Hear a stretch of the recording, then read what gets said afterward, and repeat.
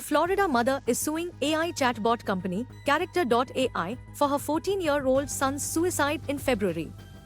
The mother claims her son became addicted to the chatbot, which acted like a real person and made him believe it was a therapist and romantic partner. After a troubling conversation, Sewell took his own life.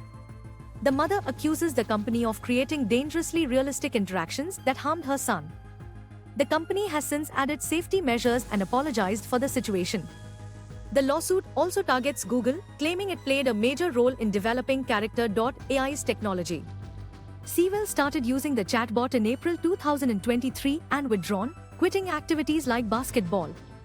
The chatbot encouraged a romantic and sexual relationship with Sewell, worsening his mental health. The mother is suing for wrongful death and other damages, while other social media companies are also facing similar lawsuits for affecting teen mental health. Do tell us what you think about this video in the comments section, and for more AI news updates subscribe to AajTak AI.